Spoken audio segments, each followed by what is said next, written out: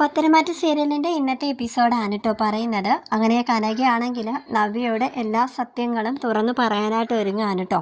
അങ്ങനെ നവ്യ വിളിച്ച് പറയുന്നുണ്ട്, എനിക്ക് നിന്നെ അത്യാവശ്യമായിട്ടൊന്ന് കാണണം, നമ്മുടെ അടുത്തുള്ള ബീച്ചിലോട്ട് നീ ഒന്ന് വാന്നും പറഞ്ഞിട്ട് നവ്യയെ ഫോണിൽ വിളിച്ച് പറയുന്നുണ്ട്. അങ്ങനെ അവൾ അവിടെ നിന്ന് ഇറങ്ങുകയാണ് കേട്ടോ. കനക വീട്ടിൽ നിന്ന് ഇറങ്ങുകയാണ്.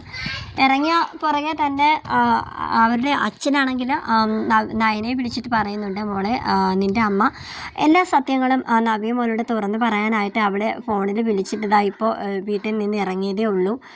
അവളുടെ ഫോണാണെങ്കിൽ ഇവിടെ വെച്ചിട്ടാണ് പോയത്. ഇതെങ്ങനെയെങ്കിലും തടുക്കണം.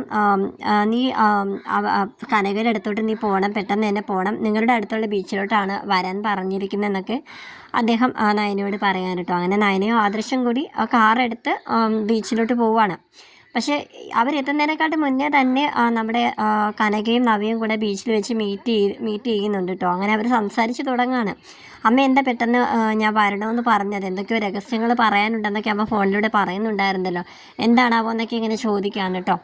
അങ്ങനെ കനക പറയുകയാണ്, എടി നീ വിചാരിക്കുന്നത് പോലെ ചന്ദമോളുടെ അച്ഛൻ ആദർശല്ല, അത് നിൻ്റെ ഭർത്താവ് അഭിയാണെന്ന് ഇങ്ങനെ പറയണം. അങ്ങനെ പറഞ്ഞപ്പോൾ തന്നെ നവ്യ ഉടനെ തന്നെ പറയുന്നതാണ്, എനിക്കറിയാം ഇതല്ല, ഇതിൻ്റെ അപ്പുറം പിന്നെ പല കള്ളത്തരങ്ങളുമായിട്ട് ഇവിടെ എന്നെ കാണാനായിട്ട് പല ആൾക്കാരും വരുമെന്ന് എനിക്കറിയാം. കാരണം ഞാനിപ്പോൾ എൻ ജ്വല്ലറിയുടെ നല്ല ഒരു മോഡലാണ്. ഞാനിപ്പോൾ അനന്തപുരി തറവാടിൻ്റെ മരുമകൾ എന്നുള്ള രീതിയിലൊന്നും അല്ല, അല്ലാതെ അബിയുടെ ഭാര്യ എന്നുള്ള നിലയിലൊന്നും അല്ല ഞാനിപ്പോൾ അറിയപ്പെടുന്നത്.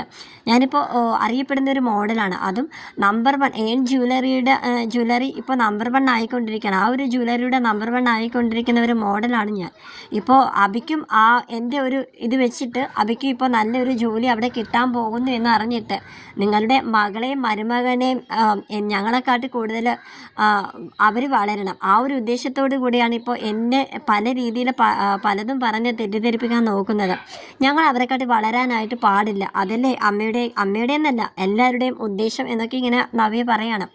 നീ വിശ്വസിച്ചാലും ഇല്ലെങ്കിലും സത്യം ഇതാണ്. നീ ഒരു കാര്യം ചെയ്യും, നീ എന്ത് ടെസ്റ്റ് വേണമെങ്കിലും ചെയ്തോ, പക്ഷെ ചന്ദമരുടെ അച്ഛൻ ആദർശം എന്നല്ലായിരിക്കും, അത് അഭി എന്നായിരിക്കും ആ റിസൾട്ടിൽ എന്നൊക്കെ ഇങ്ങനെ പറയാൻ കേട്ടോ. അവളെ ഭയങ്കരമായിട്ട് അവളെ വിശ്വസിപ്പിക്കുന്ന രീതിയിൽ പറയുകയാണിങ്ങനെ.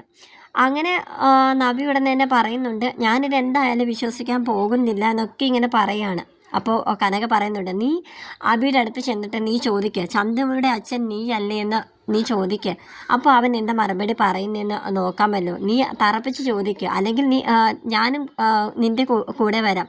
എന്തായാലും എൻ്റെ മുന്നിൽ വെച്ചിട്ട് അവൻ ഒരിക്കലും കള്ളം പറയാൻ പോകുന്നില്ല, അഥവാ അവൻ പറഞ്ഞാലും ഞാൻ അവൻ്റെ ചെവിക്കൽ നോക്കി അടിക്കുമെന്നൊക്കെ ഇങ്ങനെ കനക പറയുകയാണ് കേട്ടോ. അങ്ങനെ കാർ എടുത്തുകൊണ്ട് നവി ഇങ്ങനെ പോവുകയാണ്. അപ്പോഴത്തേക്കും ആദർശും നയനയും കൂടി ബീച്ചിൽ വരുന്നുണ്ട്. എന്നിട്ട് കനകയോട് അമ്മയോട് സംസാരിക്കണം, അമ്മ എന്ത് പണിയായി കാണിച്ചത്, എന്താ നവ്യച്ചോടി ഇതിനെപ്പറ്റി ഒന്നും പറയേണ്ടെന്ന് നേരത്തെ പറഞ്ഞിട്ടുള്ള കാര്യമല്ലേ, അല്ലായിരുന്നെങ്കിൽ എപ്പോഴും ഇതൊക്കെ ചേച്ചിയോട് തുറന്ന് പറയാമായിരുന്നു, ഇനി ചേച്ചി എന്തെങ്കിലും കടുകയോ ചെയ്താലോ എന്നൊക്കെ ഇങ്ങനെ പറയണം. അപ്പോൾ കനക പറയുന്നുണ്ട്, ഇല്ല, അവൾ ഇതിൻ്റെ പേരിൽ ഒന്നും ചെയ്യാനൊന്നും പോകുന്നില്ല, ഞാൻ പറഞ്ഞത് തന്നെ അവൾക്ക് അങ്ങനെ വിശ്വാസം ആയിട്ടില്ല എന്നിങ്ങനെ പറയുകയാണ് കേട്ടോ. എന്തായാലും ഇനി വരാൻ പോകുന്നത് കണ്ടറിയാമെന്നൊക്കെ ഇങ്ങനെ ആദർശ് പറയുകയാണ്. അപ്പോൾ ഇതേ സമയം അനന്തപുരിയിൽ അബിയും ജലജയും കൂടെ സംസാരിച്ചുകൊണ്ടിരിക്കുകയാണ്. എന്നാൽ ആ തള്ളക്ക് എന്നത്തിൻ്റെ കേടാണ് നവ്യ വിളിച്ച് പറഞ്ഞിരിക്കുന്നത്, എന്തോ അത്യാവശ്യമായിട്ട് എന്തോ പറയാനുണ്ട് പോലും, ഈ കാര്യം തന്നെയായിരിക്കും. എന്തായാലും എനിക്ക് ടെൻഷൻ അടിച്ചിട്ട് വൈകുന്നൊക്കെ ഇങ്ങനെ പറയണം. അപ്പോൾ ജലജ പറയുന്നുണ്ട്, എടാ നിനക്ക് ആദ്യമേ നവ്യയുടെ വീട്ടിൽ പോയ അവളുടെ, അതായത് ആ കനകയുടെ കാല് പിടിച്ച് മാപ്പ് പറയാൻ വയ്യായിരുന്നു എന്നൊക്കെ ഇങ്ങനെ പറയാൻ കേട്ടോ. അമ്മേ ഞാൻ അത് ഇത്രത്തോളം ഒന്നും ഉണ്ടാവുമെന്ന് ഞാൻ വിചാരിച്ചില്ല. എന്തായാലും ഇവിടെയുള്ളവർക്ക് പോലും അവനോട് സത്യങ്ങൾ തുറന്നു പറയാനായിട്ട് തന്നെ മടിയായിരുന്നു. പക്ഷേ എന്നാലും അവിടെ അമ്മയ്ക്ക് ഇങ്ങനെ പറയാൻ തോന്നിയല്ലോ, മകളുടെ ജീവിതമാണല്ലോ അവരെ തകർക്കാൻ നോക്കുന്നതെന്ന് ഇങ്ങനെ പറയാൻ കേട്ടോ. അങ്ങനെ കാറൊക്കെ എടുത്ത് നവ്യ വന്ന് അനന്തപുരി തറവാട്ടിൽ വന്ന് ഇങ്ങനെ ഇറങ്ങാൻ കേട്ടോ. അപ്പോൾ മുകളിൽ നിന്നുകൊണ്ട് ജലജയും അഭിയും കൂടെ കാണുന്നുണ്ട്, ദേ നവ്യ വന്നു എന്നും പറഞ്ഞിങ്ങനെ ഇരിക്കുകയാണ്. അപ്പോൾ ജലജ പറയുന്നുണ്ട്, എന്തായിരിക്കും അവനോട് സത്യങ്ങൾ തുറന്ന് പറഞ്ഞ് കാണുമോ, എന്തായിരിക്കും അവളുടെ റിയാക്ഷൻ എന്നൊക്കെ അറിയാനായിട്ട് ഇവർ താഴത്തോട്ട് ഇങ്ങനെ ഇറങ്ങി വരികയാണ് കേട്ടോ. അങ്ങനെ അഭിയാണെങ്കിൽ പെട്ടെന്ന് തന്നെ എന്താ നിൻ്റെ മുഖം വല്ലാണ്ടിരിക്കുന്നതെന്ന് ഇങ്ങനെ നവ്യയോട് ചോദിക്കുകയാണ്. അങ്ങനെ നവ്യാണെങ്കിൽ അഭിയെ ഇങ്ങനെ ഭയങ്കര രൂക്ഷമായിട്ട് ഇങ്ങനെ കണ്ണുരുട്ടി ഇങ്ങനെ പേടിപ്പിക്കുന്ന രീതിയിൽ ഇങ്ങനെ നോക്കിക്കൊണ്ടിരിക്കുന്നതായിട്ടാണ് എപ്പിസോഡ് വൈൻഡപ്പ് ചെയ്തിരിക്കുന്നത്.